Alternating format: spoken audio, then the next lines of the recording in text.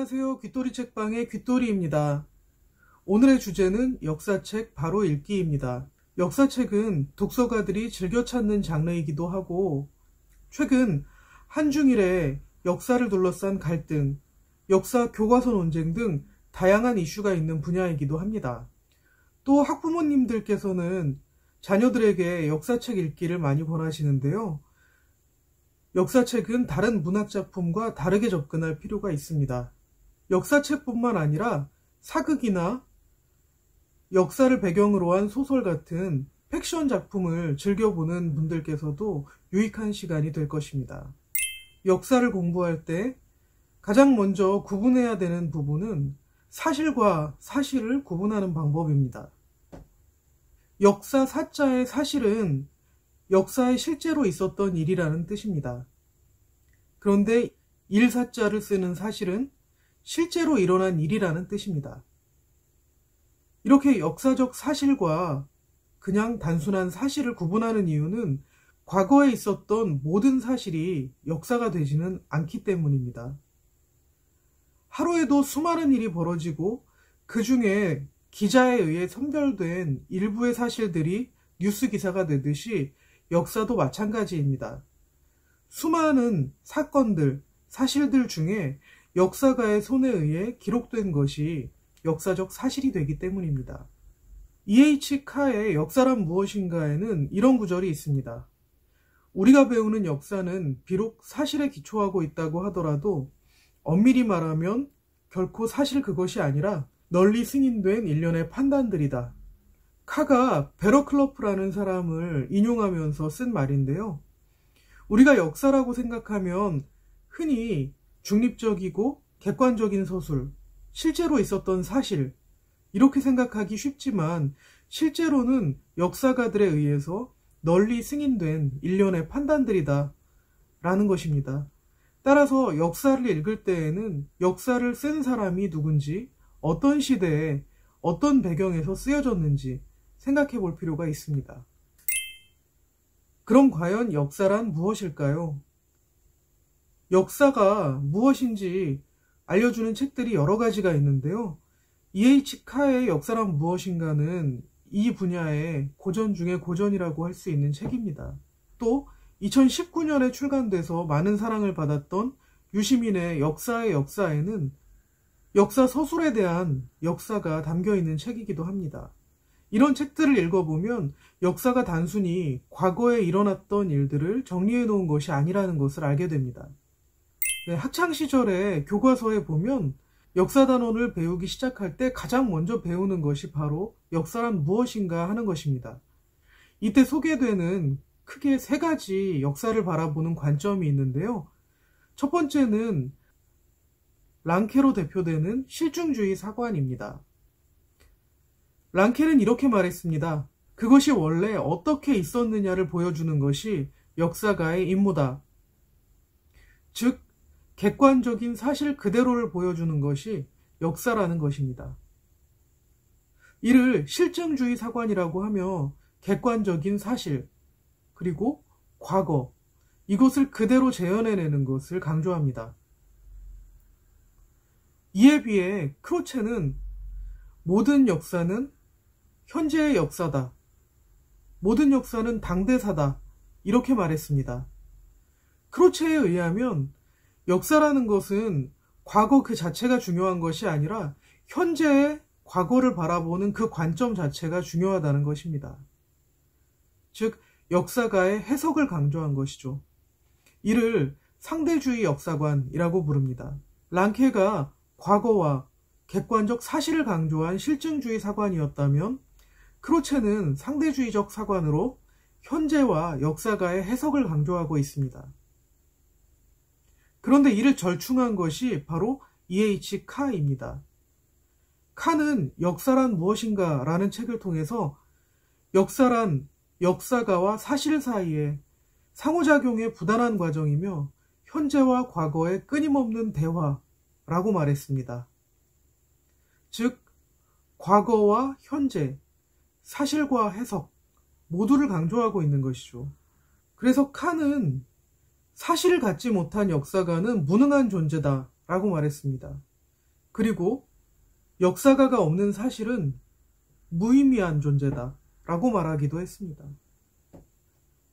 과거의 사실이 바로 역사다 라고 생각했던 분들이라면 이렇게 현재의 과거를 바라보는 관점 자체가 중요하다 라는 말을 좀 의아하게 생각하실 수도 있는데요. 우리가 어떤 사건을 서술한 서로 다른 여러 가지 관점들을 접하다 보면 E.H. 카가 한 이야기가 어떤 뜻인지 좀 이해가 가실 텐데요. 역사가 과거에 있는 사실을 그대로 재현해내는 것이다 라고 생각했던 분들에게는 이렇게 현재의 해석을 중시하는 상대주의 관점이나 E.H. 카의 과거와 현재의 끊임없는 대화다 라는 말이 좀 의아하게 들릴 수도 있습니다. 그런데 우리가 지금 뉴스나 신문을 봐도 방송사에 따라서 또는 신문사에 따라서 어떤 사건을 보도하는 관점이 너무 다르다는 것을 느낄 때가 많으실 것입니다. 마찬가지로 역사도 과거에 일어난 어떤 사실을 정리해 나갈 때 그 역사가가 처해 있는 상황에 따라, 그 역사가가 살고 있는 시대적 상황에 따라 어떤 사건을 너무나 다르게 서술하고 해석하고 있다는 것을 알게 될 것입니다.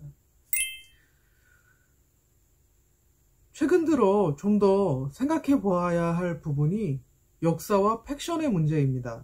팩션이 무엇인지 살펴보도록 하겠습니다. 팩션은 사실, 즉 팩트와 허구, 픽션의 합성어입니다.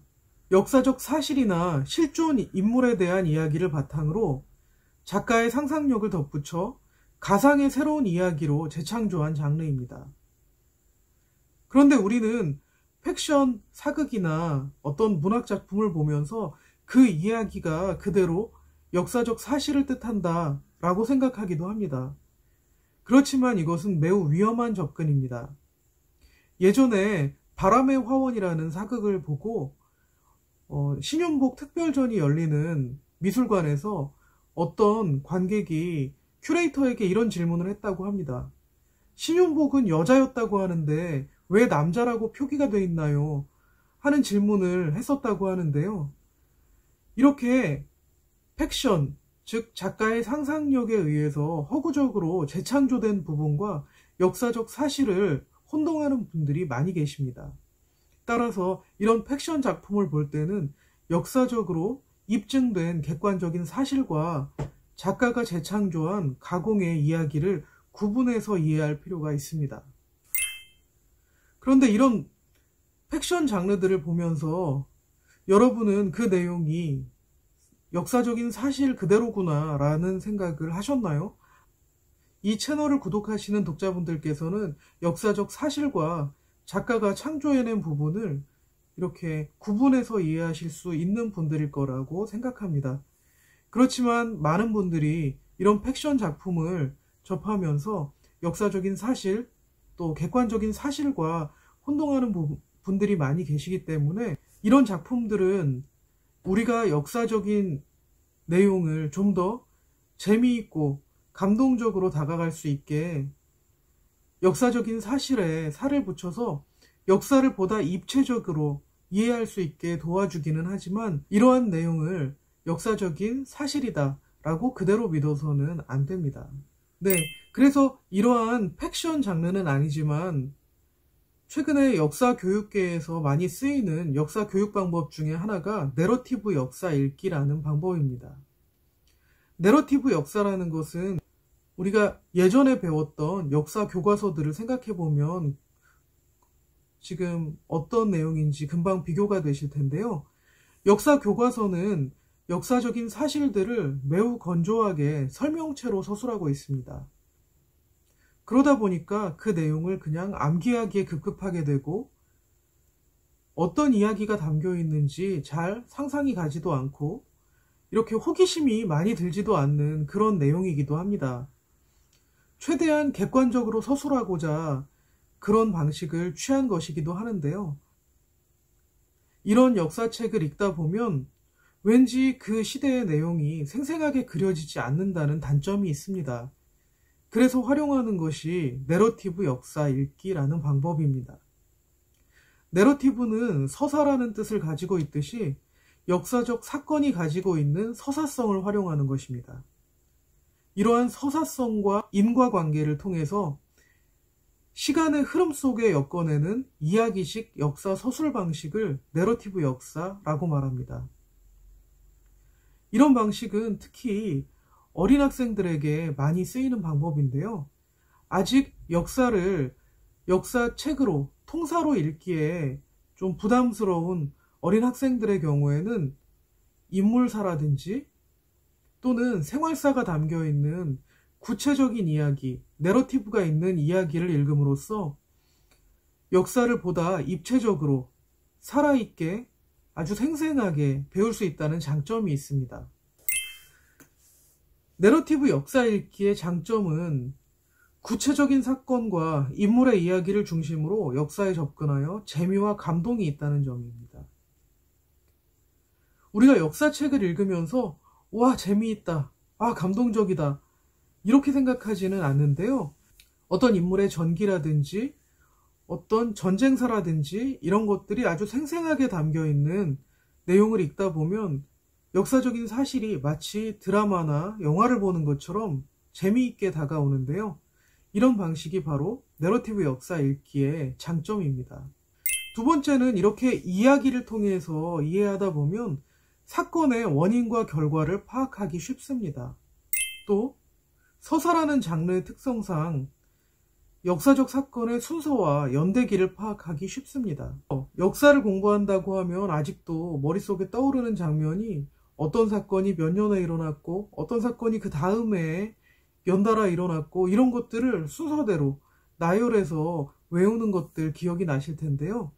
내러티브 역사를 통해서 역사를 읽게 되면 이렇게 사건의 순서와 연대기를 파악하기 쉽다는 장점이 있습니다. 또 역사의 구체적인 공간과 상황을 파악하기 쉽다는 장점도 있습니다. 이렇게 많은 장점을 가지고 있기 때문에 최근에는 초등학교 선생님들께서 역사 수업을 하실 때 내러티브 역사를 많이 활용하신다고 합니다. 그런데 이렇게 내러티브를 통해서 역사를 공부하다 보면 주의해야 할 점도 있습니다. 첫째로 역사적 사실과 내러티브에 담긴 허구를 혼동할 수 있습니다. 역사적 사실을 가지고 이야기를 만들 때에는 어쩔 수 없이 최대한 사실을 객관적으로 살려낸다고 해도 작가의 상상력이 동원되어 역사적 사실에 살을 붙일 수밖에 없습니다. 그런데 역사적 사실과 작가가 창조해낸 허구를 혼동하기 쉽다는 단점이 있습니다. 또 두 번째로 주의해야 할 점은 인물 개인의 의지와 행위를 과장하거나 사회 구조적 조건을 축소시킬 수 있다는 점입니다. 어떤 역사적 인물의 행위는 우리가 어떤 인물에 대한 전기를 읽다 보면 그 인물이 위인이 된 이유가 그 인물의 의지와 고통을 감내하는 뛰어난 행위, 이런 것들에 있었다고 생각하기 쉬운데요. 어떤 인물이 한 사회 내에서 어떤 시대에 뛰어난 능력을 발휘하기 위해서는 그것이 발휘될 수밖에 없었던 사회 구조적인 조건도 있기 마련입니다. 그런데 우리가 어떤 인물에 대한 전기를 읽다 보면 그런 사회 구조적인 조건, 맥락은 축소되고 그 인물의 의지와 행위를 과장하여 이해하는 경우가 많이 생깁니다. 세 번째는 하나의 이야기에 몰입하여 복잡한 역사적인 조건과 맥락을 축소하여 이해할 수 있다는 점입니다. 사회 구조적인 상황, 조건, 맥락, 이런 것들이 그 시대의 인물들이 살아가는데 큰 영향을 미치고 있음에도 불구하고 하나의 이야기가 가진 특수성에만 주목하게 된다는 뜻이기도 합니다. 네 번째는 내러티브를 창조하다 보면 저자의 관점이 담기기 마련인데 우리가 그것을 마치 역사가의 서술 방식 내지는 사관처럼 객관적이라고 판단하기 쉽다는 것입니다. 따라서 내러티브에 담겨있는 저자의 관점을 파악하고 텍스트를 비판적으로 이해해야 할 필요가 있습니다. 최근에 나온 역사에 관련된 책 중에 추천해드리고 싶은 책이 하나 있어서 소개를 하는데요. 재미있는 제목을 달고 있습니다. 내 손안에 스마트폰이 있는데 왜 역사를 배워야 하지? 라는 책입니다. 이 책은 광고와 뉴스를 구분할 줄 모르는 디지털 원주민, 또 가짜 웹사이트에 속아서 넘어가는 역사가들, 똑같은 문서를 전혀 다르게 해석하는 성직자와 과학자들, 이런 분들을 위해 쓴 책이라고 합니다. 수많은 정보, 그리고 가짜뉴스가 난무하는 이 디지털 시대에 어떻게 거짓과 진실을 가려낼 것인가 하는 의문을 제기합니다. 디지털 시대에 왜 역사를 배워야 하는가? 그냥 검색하면 될 일이지. 이렇게 생각하는 분들이 많이 계시죠. 그러나 이런 방식으로는 정보의 홍수에 대응할 수 없습니다. 이 책의 저자는 역사적 사고 수업, 그리고 역사가처럼 읽기 수업을 시행했습니다. 다양한 사료를 읽고 비교하고 이해하면서 역사적 사고력을 키우는 것인데요. 가짜뉴스가 난무하고 다양한 정보 속에서 내가 필요한 정보가 무엇인지 가려낼 줄 모르는 이 시대에 저자는 학교에서 교과서에만 의존해서 역사 공부를 하는 것은 오히려 학생들의 사고 성장을 방해하는 방법이라고 이야기합니다. 그리고 대학에서 수업의 복합적인 문제들을 대비하지 못하게 된다라고 경고합니다. 그래서 이분은 교과서 열기라는 방법을 통해서 수평적 읽기를 시도합니다. 학생들이 교과서를 읽을 때 교사는 세부사항을 보충해주고 이것을 배경으로 학생들은 교과서 서술 내용에 도전하는 다른 사료들을 읽으면서 교과서의 해석에 문제를 제기하고 같은 사건을 다른 관점으로 보는 법을 배우는 것입니다. 제가 독서법에서 한번 다뤄드린 적이 있는데요. 신토피컬 독서라는 방법을 말씀드린 적이 있습니다. 비교 독서라고 말씀드렸죠. 하나의 주제에 대해서 그 주제를 다양한 각도로 또 다양한 방식으로 이해할 수 있는 다른 책을 비교하여 읽는 방법이라고 말씀드렸습니다. 이 저자가 시도하고 있는 수평적 읽기, 교과서 열기라는 방법은 바로 이런 비교 읽기 방식을 채택하는 것인데요. 어떤 사건을 둘러싸고 그 내용을 서술하고 있는 서로 다른 관점의 텍스트를 비교하여 읽는 것입니다. 이런 비교 읽기를 통해서 학생들은 역사책에 쓰여진 관점이 결코 성경처럼 굳어져 있는 진리가 아니라 역사가의 해석에 의해 창조된 산물이라는 것을 깨달을 수 있습니다. 그러면서 자기가 어떤 관점을 가져야 할지, 어떤 사건을 어떻게 바라보아야 할지 자신만의 관점을 가질 수 있게 됩니다. 지금까지 말씀드렸던 내용은 역사책을 읽을 때 사실과 관점을 구분하라 라는 것이었습니다. 역사책을 읽기 위해서는 그 역사가가 처해 있는 상황도 파악할 필요가 있다고 말씀드렸는데요. 그 역사가가 처해 있는 상황에 따라 또 시대에 따라 어떤 사건을 바라보는 관점이 다를 수밖에 없기 때문입니다.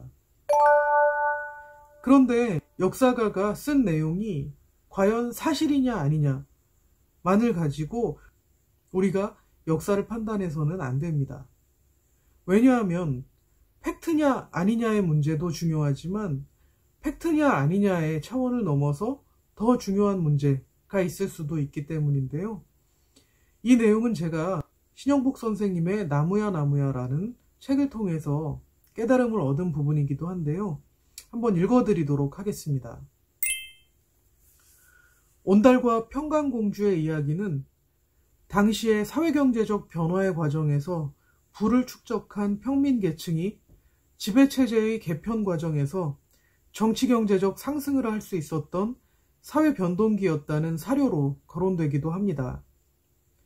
그리고 바보 온달이란 별명도 사실은 온달의 미천한 출신에 대한 지배계층의 경멸과 경계심이 만들어낸 이름이라고 분석되기도 합니다.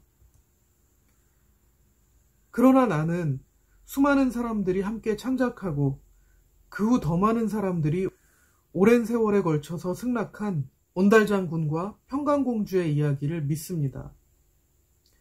다른 어떠한 실증적 사실보다도 당시의 정서를 더 정확히 담아내고 있다고 생각하기 때문입니다. 완고한 신분의 벽을 뛰어넘어 미천한 출신의 바보 온달을 선택한 평강공주의 결단과 드디어 용맹한 장수로 일어서게 한 평강공주의 주체적 삶에는 민중들의 소망과 언어가 담겨 있기 때문입니다. 이 내용을 보고 감동을 받았었던 이유는 제가 이때까지 가졌었던 역사서를 대하는 관점은 역사가의 시선이 과연 객관적이냐, 이 사람이 써놓은 내용이 사실이냐 아니냐, 이런 부분이었습니다. 그런데 이 책을 읽고 나서 사실이냐 아니냐, 역사가가 지적으로 정직했느냐 아니냐, 이런 부분도 중요하지만 그렇다면 우리가 역사책에서 아마 단군 신화를 배울 필요가 있을까요? 또 고대 국가를 세웠던 지도자들, 왕들의 탄생 설화를 과연 역사책에서 왜 배울 필요가 있을까요? 실증적으로 입증되지 못하는 사실임에도 불구하고 우리는 그것을 역사적 사실로 배우고 있습니다. 그러한 것들은 팩트가 아닐지라도 우리에게 어떤 진실을 전해주기 때문입니다. 오늘 역사책 읽기에 대해 이야기를 해보았는데요. 여러분도 앞으로 사극을 보실 때 역사적 소재를 가지고 창작한 문학작품을 읽으실 때, 또 역사책을 보실 때도 이를 창작해낸 사람이 어떠한 관점을 가지고 이 사건을 서술했는지 꼭 한번 생각을 해보시고요. 또 그 사건과 관련된 역사책도 꼭 한번 뒤져보시기 바랍니다. 이렇게 역사적인 사실과 어긋나는 내용이 무엇인지, 또 어디까지가 작가가 창조해낸 부분인지 비교하고 검토하는 과정을 통해서 여러분의 독서 수준도 한층 업그레이드 될 것이라고 생각합니다. 네, 오늘 역사책 바로 읽기는 여기까지입니다. 들어주셔서 감사합니다.